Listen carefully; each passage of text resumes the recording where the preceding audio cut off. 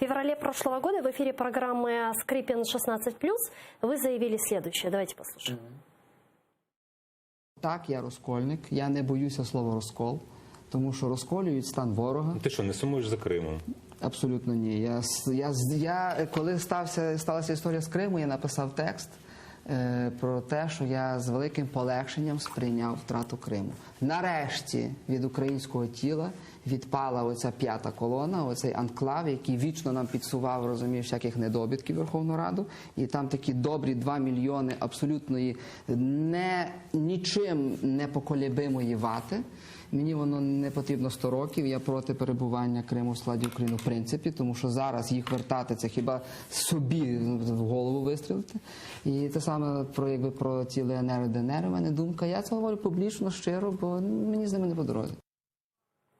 Вам не кажется, вот то, что вы говорите, это то, о чем мечтают услышать российские пропагандисты? Но мене найменше цікавить те, що вони там мріють почути. Я говорю, власне, свою думку. Для вас це, напевно, болюча тема. Я розумію зараз, на якому телеканалі я є. Так? І я розумію, що з Кримом пов'язані цілі людські долі і драми. І я це розумію. Поза тим, якщо дивитися цинічно, то я своєї позиції не поміняв. На великий жаль, Крим є втрачений безповоротно, він не повернеться. Крим Україна? Прошу? Крим Україна? Я би хотів, щоб Крим завжди був Кримом, тобто краєм для кримських татар. І, власне, коли я це запитання говорю із Джемільовим, із... Джемілєвим? Не так, із...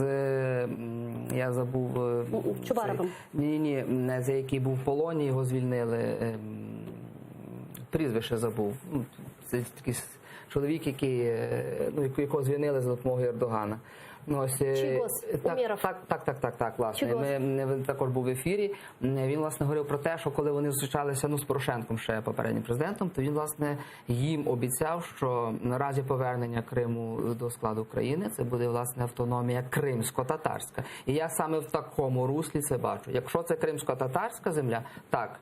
Якщо це земля ватників, і тьоток, і бабушек, які дуже радо кликали Путіна, ходили на референдум і дуже швидко взяли російський паспорт, то пішли вони під 3 чорти. Ну, смотрите, вы говорите 2 миллиона ваты.